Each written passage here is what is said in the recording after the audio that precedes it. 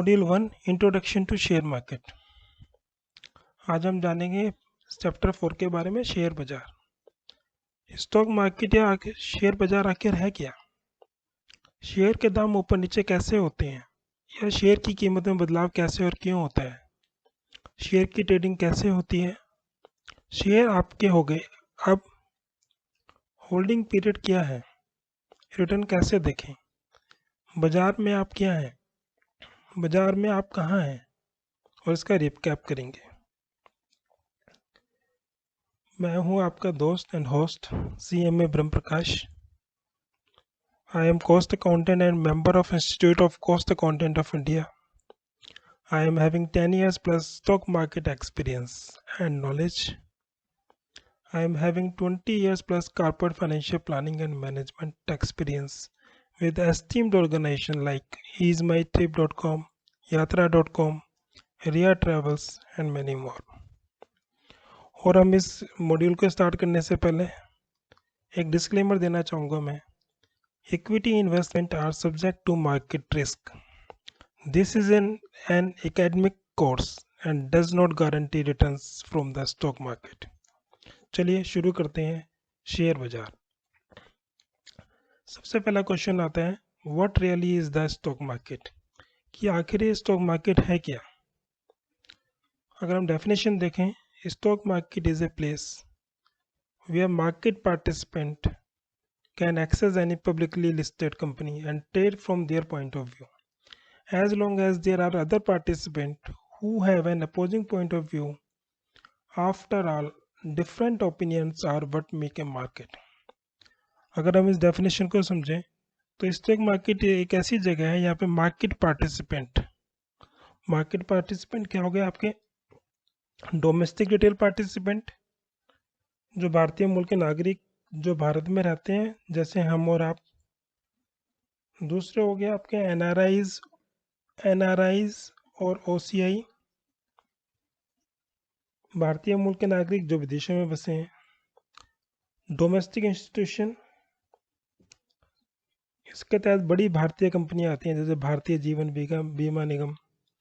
घरेलू asset management company, जिसे AMC भी बोलते हैं। इस वर्ग में आमतौर पर घरेलू म्यूचुअल फंड कंपनियां होती हैं, जैसे SBI mutual fund, DSP black rock, Fidelity investment, HDFC MC वगैरह वगैरह। और मार्केट पार्टिसिपेंट में एक नेक्स्ट कैटेगरी आती है, फॉरेन इंस्टीट्यूशनल इन्वेस्टर्स। इसमें विदेशी कंपनियां, विदेशी एसेट मैनेजमेंट कंपनियां, हैज फंड्स वगैरह आती हैं। ये पता लगा कि इसमें मार्केट पार्टिसिपेंट जो मैंने आपको डिफाइन किए हैं, can access any publicly listed company, जो पब्लिकली लिस्टेड कंपनी है, and trade from their point of view. यानी मार्केट पार्टिसिपेंट होते हैं जो पब्लिकली लिस्टेड कंपनी के अंदर ट्रेड करते हैं अपने पॉइंट ऑफ व्यू के हिसाब से। ये पॉइंट ऑफ व्यू को मैं भी डिफाइन करूंगा आपको। As long as there are other participant who have an opposing point of view. इसका मतलब यह, मार्केट पार्टिसिपेंट तो है मार्केट के अंदर और जो ट्रेड भी करते हैं, बट जिसमें एक का पॉइंट ऑफ व्यू दूसरे के पॉइंट ऑफ व्यू से अपोजिट होता है। ये किस लिए होता है? After all, different opinions are what make a market. यानी जो डिफरेंट ओपिनियंस होती हैं वो मार्केट बनाती हैं। चलिए आपको समझाते हैं point of view. Point of view कैसे? मान लीजिए हम एक एग्जांपल ले लेते हैं इन्फोसिस का। इन्फोसिस का शेयर मार्केट में चल रहा है। एक मार्केट पार्टिसिपेंट है, जो कोई भी हो सकता है, डोमेस्टिक इंस्टीट्यूशन हो सकता है, NRIs हो सकते हैं, घरेलू एसेट मैनेजमेंट कंपनी हो सकती है, वो कोई भी हो सकता है। उसका पॉइंट ऑफ व्यू है कि इन्फोसिस का प्राइस ऊपर जाएगा। जब प्राइस आएगा तो वो क्या डिसाइड करता है? वो बाय करने का डिसाइड करता है। तो इससे हमें क्या पता लगी कि अगर प्राइस किसी शेयर के ऊपर जाएंगे तो बाय करते हैं। जो बाय करने का आइडिया लेके आता है उसे बोलते हैं बायर। एक अपोजिट पॉइंट ऑफ व्यू होता है, अब दूसरा पार्टिसिपेंट है मार्केट पार्टिसिपेंट। इसी डेफिनेशन को मैं डिफाइन कर रहा हूँ एग्जाम्पल के तरीके से। ये अपोजिट पॉइंट ऑफ व्यू रखते हैं। अपोजिट पॉइंट ऑफ व्यू में क्या होगा, वो कहते हैं कि इन्फोसिस के शेयर डाउन जाएगा, नीचे की तरफ गिरेंगे। तो नीचे गिरेंगे तो कौन सा पॉइंट ऑफ व्यू रखता है अपने पास, सेलर का, सेल करने का। जब सेल करने का पॉइंट ऑफ व्यू रखते हैं तो उसे क्या बोलेंगे हम, सेलर। नेक्स्ट क्वेश्चन मन में आता है what moves the stock. Stock में मूवमेंट कैसे आती है। स्टॉक में मूवमेंट्स आती है न्यूज़ से, इवेंट से, रिजल्ट से, अनाउंसमेंट, डिमांड एंड सप्लाई। तो the price move because of expectation of news and events. The news of और events can be directly related to the company. जो भी कोई न्यूज़ इवेंट्स होता है वो कंपनी से रिलेटेड हो सकता है, इंडस्ट्री से रिलेटेड हो सकता है, और द इकोनॉमिक्स हो सकता है। यानी कोई कंपनी स्पेसिफिक न्यूज़ हो सकती है, कुछ इंडस्ट्री स्पेसिफिक, इंडस्ट्री में से आईटी इंडस्ट्री हो गई, फास्ट मूविंग गुड्स हो गई, ऑटो इंडस्ट्री हो गई, बैंकिंग इंडस्ट्री हो गई, बैंकिंग हो गया, उससे रिलेटेड इंफॉर्मेशन हो सकती है, या इकोनॉमी से रिलेटेड। ओवरऑल सारे इंडस्ट्री को ही मिला दें तो उसे इकोनॉमी बोलते हैं। अगर हम एग्जाम्पल लेके चलें, The appointment of Narendra Modi as the Indian Prime Minister was perceived as positive news। जब पॉजिटिव न्यूज़ हुई तो किसी कंपनी स्पेसिफिक नहीं है, ये इंडस्ट्री स्पेसिफिक नहीं है, ये पूरी इकोनॉमी पे असर डालती है। तो therefore the whole stock market moved. एक तो यानी हमें पता लगा कि news and events directly move करते हैं प्राइस को। But in some cases there would be no news, but still the price could move due to the demand and supply situation। अगर किसी शेयर में न्यूज़ भी नहीं है लेकिन डिमांड और सप्लाई सिचुएशन के कारण स्टॉक मूव करते हैं। आइए ऐसे हम एक उदाहरण से समझते हैं, एग्जांपल लेके समझते हैं कि व्हाट मूव द स्टॉक। अगर हम बात करें इन्फोसिस के शेयर की, सपोज इन्फोसिस है, एग्जांपल के लिए ले रहे हैं। इन्फोसिस में एक न्यूज़ आती है कि appointment of a new CEO, और हमें पता लगता है कि जो सीईओ है वो एफिशिएंट है, उसका जो पास्ट ऑर्गेनाइजेशन में एक्सपीरियंस रहा है बहुत बढ़िया रहा है, वो कंपनी को ग्रोथ लेवल पे लेकर गया है।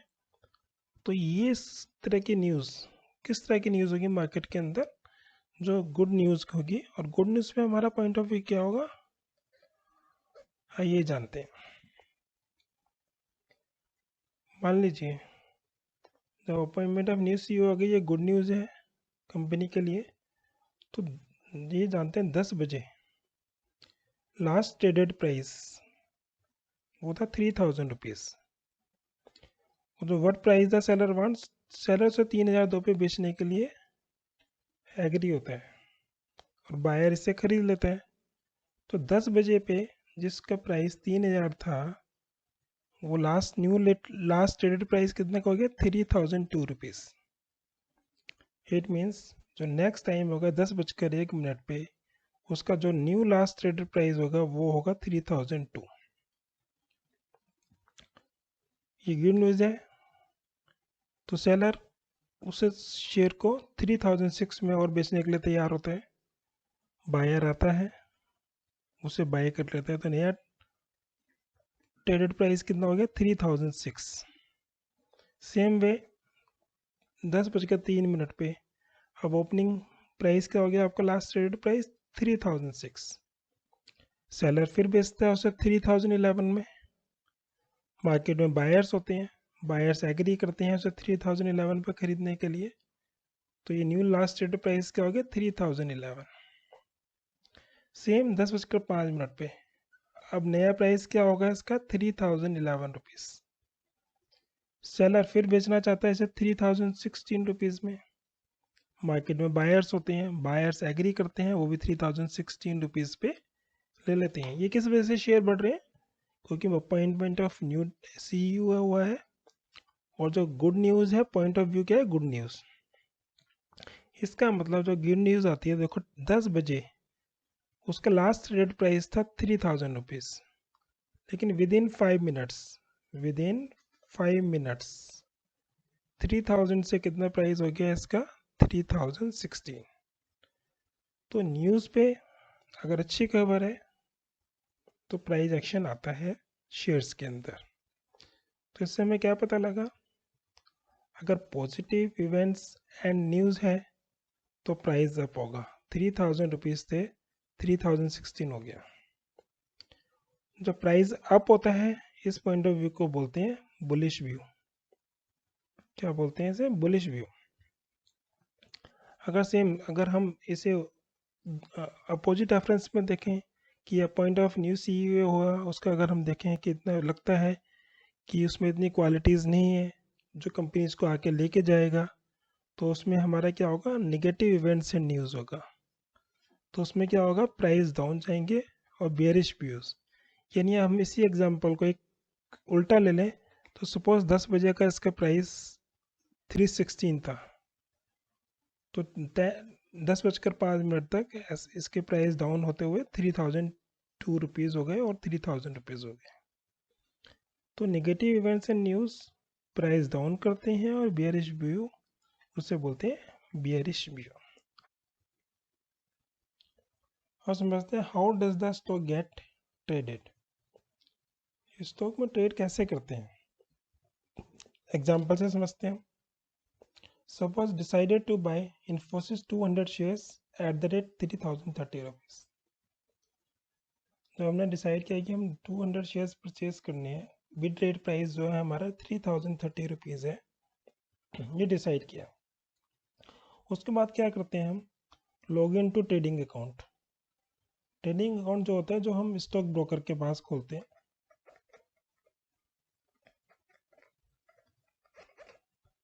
स्टॉक ब्रोकर आपके कोई भी हो सकते हैं, जीरोधा हो सकता है, HDFC सिक्योरिटीज हो सकता है, ICICI सिक्योरिटीज हो सकता है, एक्सिस डायरेक्ट हो सकता है, एंजल ब्रोकिंग हो सकता है, Reliance capital, SS online, share Khan, Kotak, जहाँ पे हम भी कोई ट्रेडिंग अकाउंट खोलते हैं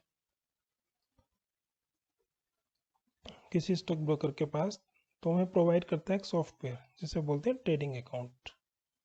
तो उसके अंदर हम लॉगिन करते हैं। लॉगिन करने के बाद क्या करते हैं, हमें place an order to buy Infosys at that 3030 rupees.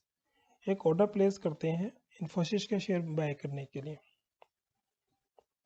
लेकिन हमें इस बात का ध्यान रखना पड़ेगा कि हमारे पास sufficient money to buy these stocks, यानी हमारे ट्रेडिंग अकाउंट के अंदर सफिशिएंट मनी है इन शेयर को खरीदने के लिए। जब हमारे पास सफिशिएंट मनी भी होता है, जब हम ऑर्डर प्लेस कर देते हैं, फिर क्या होता है, then this order take hits the stock market या stock exchange to find a seller who is willing to sell your 200 shares of Infosys at 3030 rupees.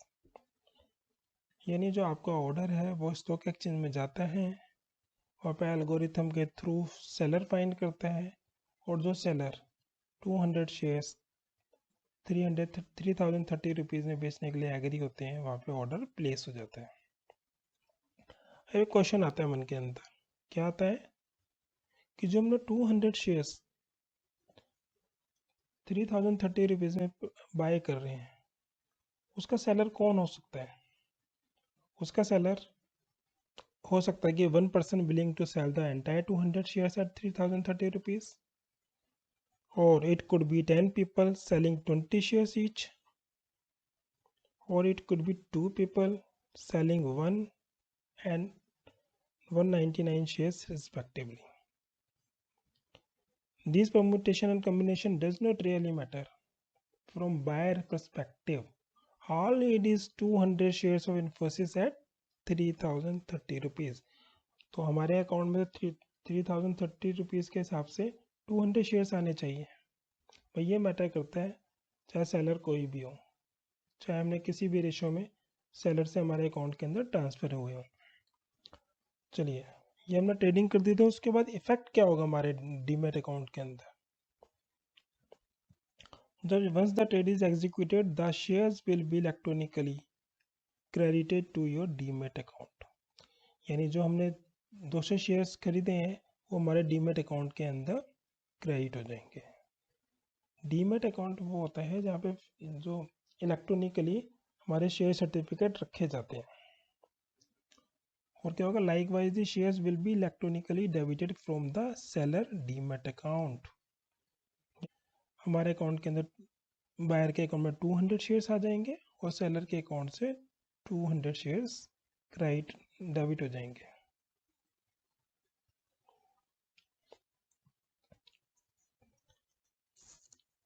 चलो अब what happens after you on A stock. अगर हमने stock तो ले लिया, लेकिन अब क्या होगा, जो शेयर्स हैं will now reside in your demat account. जो आपका डीमैट अकाउंट है उसके अंदर आ जाएंगे। अब you are now a part owner of the company to the extent of your share holding. जितने आपने शेयर खरीदे हैं उसके आप पार्ट ओनर हो गए हैं, extent of your share holding. इसके अलावा बाय बर्च्यू of owning the share you are entitled to few corporate benefit like, क्या हो सकता है, डिविडेंड्स का राइट आ जाता है आपके पास, स्टॉक स्प्लिट का राइट आ जाता है, बोनस का राइट आ जाता है, राइट इश्यूज का आ जाता है, वोटिंग राइट्स मिल जाते हैं आपको, एक्सेट्रा। ऐसे काफ़ी सारे बेनिफिट्स आपको मिल जाते हैं। अभी मैंने dividend, stock splits, bonus, right issue, voting rights, ये अपने आप में एक अलग चैप्टर है। चलिए अभी मैं रेफरेंस के लिए आपको समझा रहा हूँ। फिर एक शेयर होल्डर के मन में क्वेश्चन आता है कि हम कितने टाइम के लिए इसे होल्ड कर सकते हैं। तो holding period is defined as the period during which you intend to hold the stock. Intend, ये आपकी इच्छा है कि आप कितना रख सकते हो। होल्डिंग पीरियड में भी 1 minute, 5 minute, hours, days, months, years और 4 आवर। जी हाँ, आप हमेशा के लिए भी रख सकते हो। You may be surprised to know that the holding period could be as short as few minutes to as long as 4 hours.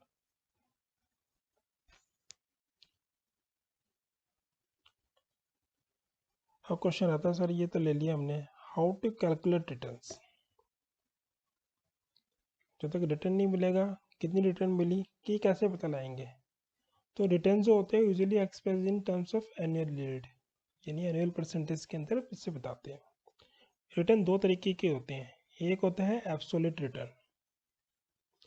Absolute return क्या होता है, this is return that you trade और इन्वेस्टमेंट, जो आप trade करते हैं या investment करते हैं, has generated in absolute terms.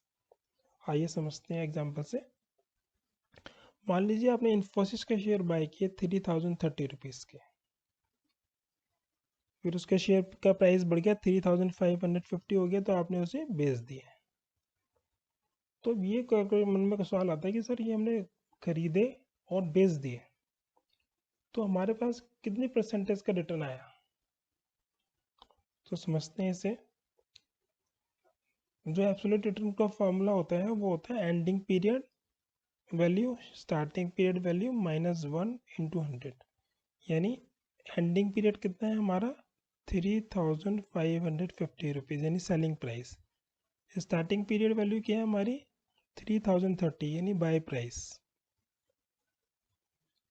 Minus 1/100 यानी एंडिंग पीरियड स्टार्टिंग वैल्यू -1/100।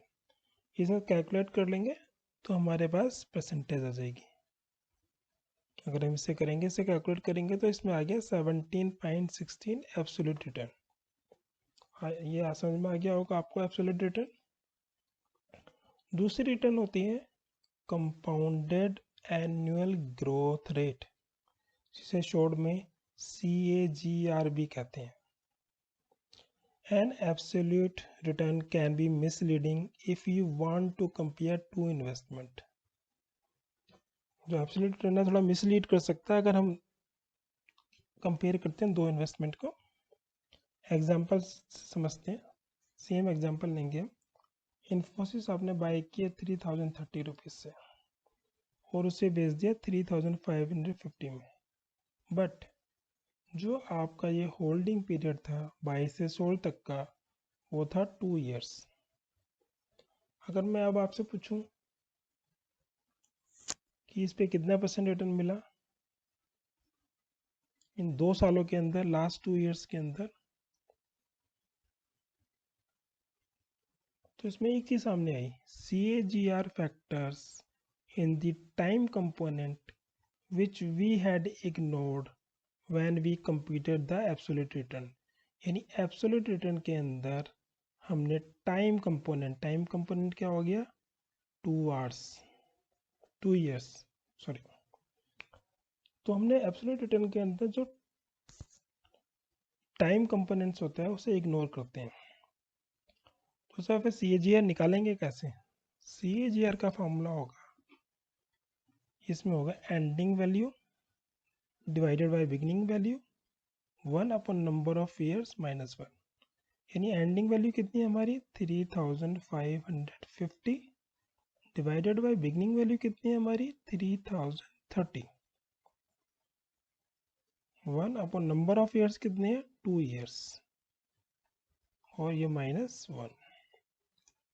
अगर इसे हम सॉल्व करेंगे तो हमारे पास क्या परसेंटेज निकल के आती है, अगर हम इस फॉर्मूला को लगाएंगे तो हमारे पास आता है 8.2% CAGR।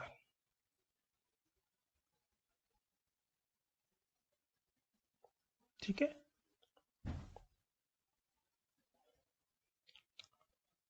तो इससे हमें क्या पता लगा, so always use CAGR when you want to check returns over multiple years। use absolute return when your time frame is for a year or lesser। यानी ग्रेटर देन 1 ईयर के लिए CAGR और less than 1 year absolute return. तो एक बात समझ में आ गई, अगर 1 साल से ऊपर है तो CAGR लेना है रिटर्न कैलकुलेट करने के लिए, अदरवाइज एब्सोल्यूट रिटर्न।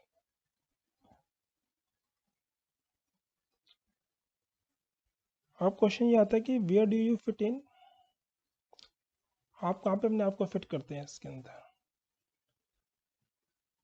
जैसे ईच मार्केट पार्टिसिपेंट मैंने बताया था आपको, domestic, NRI, foreign institutional, AMC companies, domestic companies. तो ये जो मार्केट पार्टिसिपेंट होते हैं इसका अपना यूनिक स्टाइल होता है to participate in the market. कैसे? आप मार्केट में पार्टिसिपेट कर सकते हैं एज ए ट्रेडर, जिसे टेक्निकल एनालिसिस्ट भी बोलते हैं,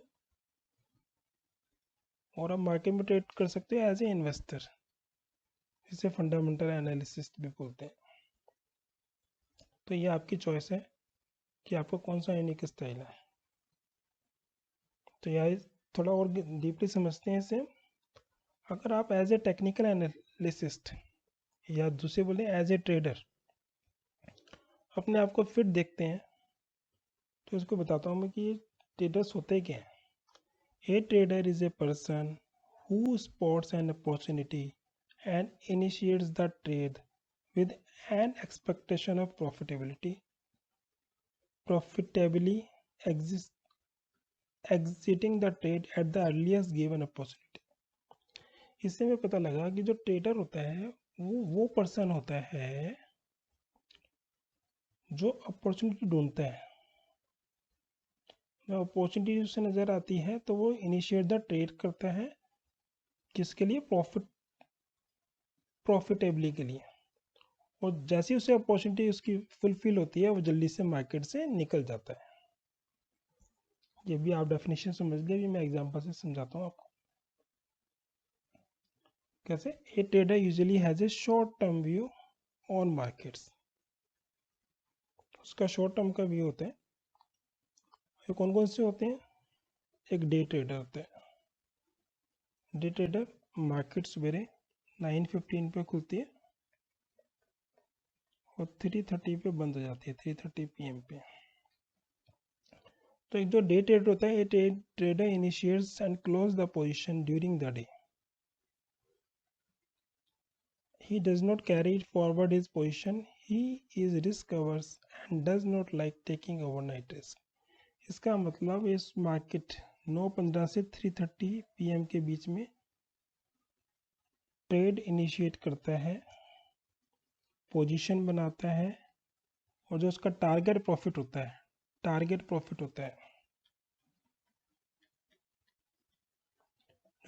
प्रॉफिट होता है, जैसे टारगेट अचीव होता है वो मार्केट से निकल जाता है। वो 9:15 पे का ट्रेड लेता है, तो अगर उसका टारगेट अगर 9:30 पे अचीव हो गया तो तभी निकल जाएगा, एग्जिट कर जाएगा अपनी पोजीशन से। यानी कहने का मतलब है शॉर्ट टर्म व्यू होता है, जैसे उसका टारगेट अचीव हुआ वो मार्केट से निकल जाएगा सेम डे, क्योंकि इसे रिस्क अवर्स, वो खतरा नहीं लेना चाहता है, रिस्क नहीं लेना चाहता है, तो इसलिए वो ओवरनाइट रिस्क से बचना चाहता है। नेक्स्ट डे के लिए अपनी पोजीशन को कैरी फॉरवर्ड नहीं करता है, सेम डे उस पोजीशन को एग्जिट कर देता है। एक दूसरा ट्रेड होता है स्कैल्पर। ये क्या होता है? ये type of a day trader, ये भी डे ट्रेडर के पार्ट होता है, but he usually trades very large quantities of shares. Large quantities मतलब ये हजारों में ले तक, 1000 शेयर्स, 10,000 शेयर्स, 1 लाख शेयर्स खरीदते हैं। And holds the stock very less time, very less time मतलब 1 सेकंड के लिए भी, 5 सेकंड्स के लिए भी, 1 मिनट के लिए, मतलब कि बहुत ही माइनर टाइम के लिए लेता है, with an intention to make a small but quick profit. Suppose अगर शेयर का प्राइस 100 रुपीज़ है, अगर वो 101 भी हो गया ना, वो फटाफट से निकल जाता है, क्योंकि अगर उसमें क्वांटिटी और वॉल्यूम बहुत ज़्यादा होता है। अगर उसने 10,000 शेयर ले रखे हैं, अगर वो 1 सेकंड के अंदर या 2 सेकंड या 5 सेकंड में 100 से 101 रुपीज़ का हो गया, तो उसको 10,000 का प्रॉफिट तो तभी आ गया, और वो फटाफट से एग्जिट कर देता है। तीसरी तरह की कैटेगरी का होता है स्विंग ट्रेडर।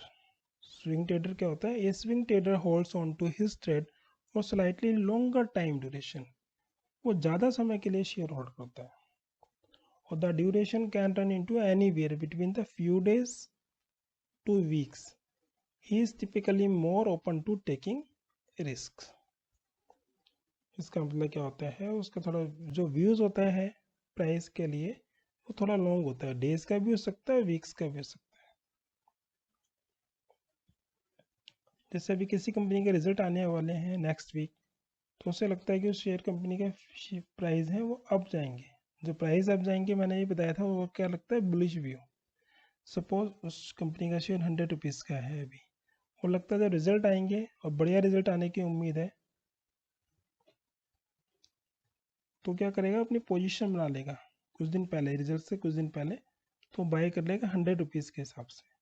और जिन दिन रिजल्ट आया उसका रेट हो गया 105, तो वो उस दिन उससे बेच कर निकल जाएगा। तो ये थोड़ा सा लॉन्गर व्यू रखता है अपनी पोजीशन पे, डे से लेके वीक्स तक, और थोड़ा रिस्क भी लेता है, क्योंकि उसे लग रहा था कि कंपनी के रिजल्ट अच्छे आएंगे, इसलिए उसने पोजीशन बना सकते। हो सकता है कंपनी के रिजल्ट अच्छे ना आते तो उसे नुकसान भी हो सकता था।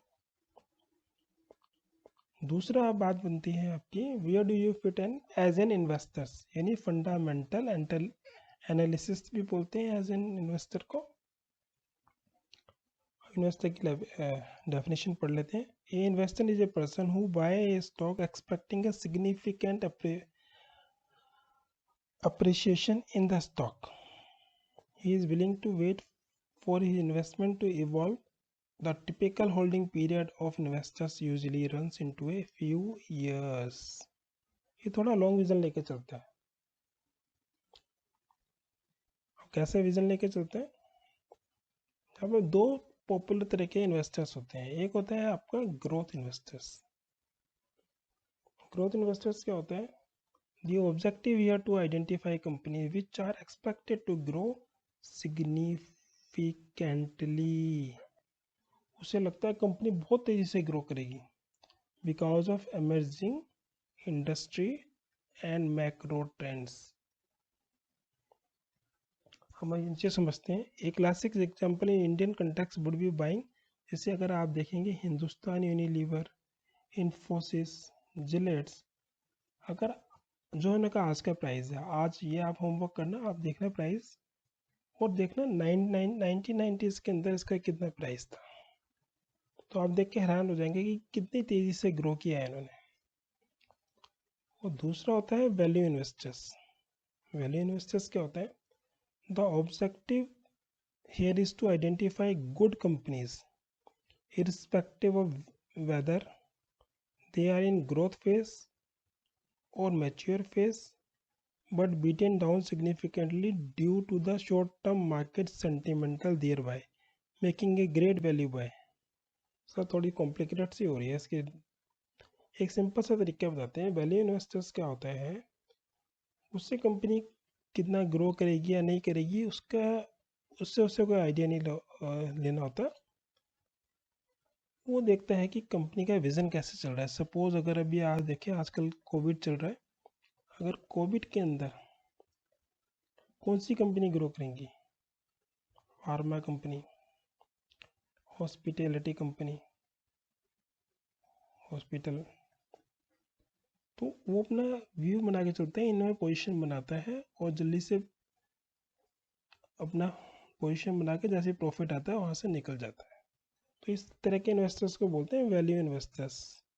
चाहे कंपनी की ग्रोथ कैसी हो उसे वो उससे नहीं देखता है, लेकिन करंट सिचुएशन के अंदर कितना बेनिफिट ले सकता है उसके आधार से उसमें इन्वेस्ट करता है। तो ये आपके ऊपर डिपेंड करता है कि what kind of market participant would you like to be. आप कैसे मार्केट पार्टिसिपेंट बनना चाहोगे? एज ए इन्वेस्टर्स बनना चाहोगे या एज ए ट्रेडर बनना चाहोगे? तो ये मैंने फुल फ्लैज आपको आइडिया दिया व्हाट इज शेयर मार्केट, ये इसका फंडामेंटल बेसिक्स है।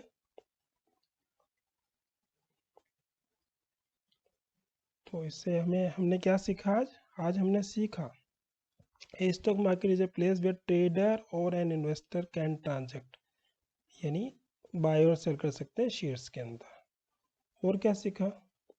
ए stock market is a place where the buyer and seller meet electronically.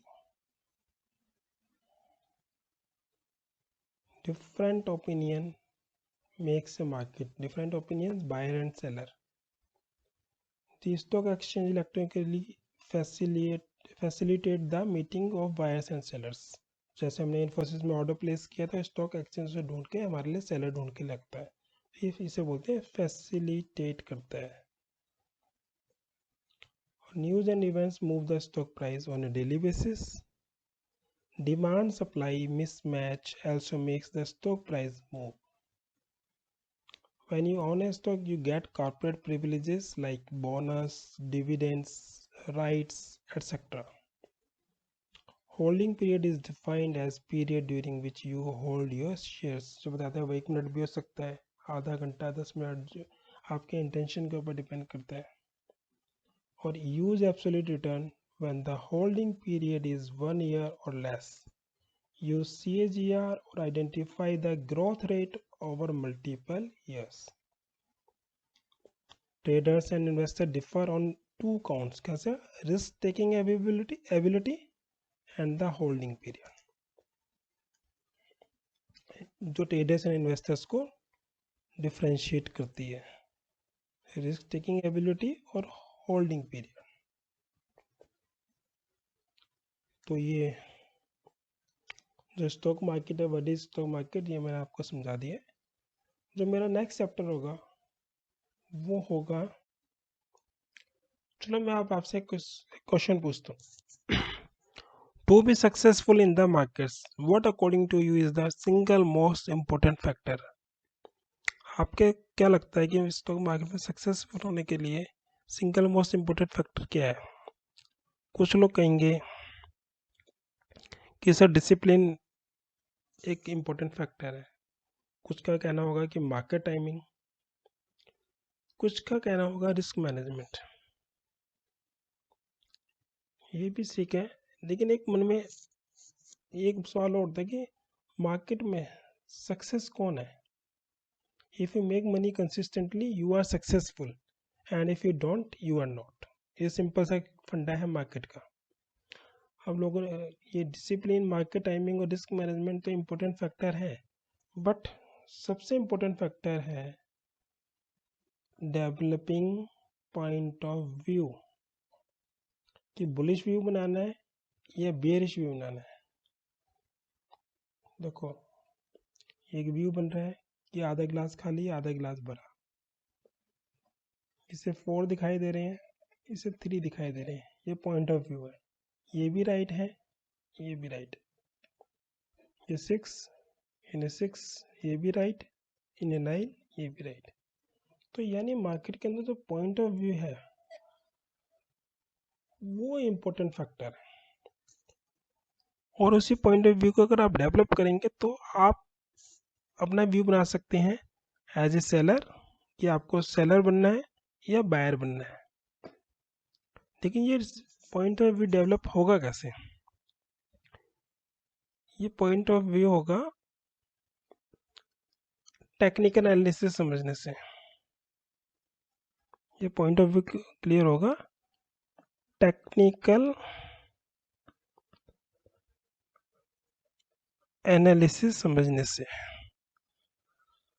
अगर आपने टेक्निकल एनालिसिस पढ़ लिया, अच्छे से समझ लिया, तो आप एक अच्छे सक्सेसफुल ट्रेडर्स बन सकते हो। तो जो मेरी नेक्स्ट वीडियो आएगी वो आएगी टेक्निकल एनालिसिस पे, कि how to become successful, technical analysis to become successful trader, technical analysis module 2। ये मेरा नेक्स्ट वीडियो होगा।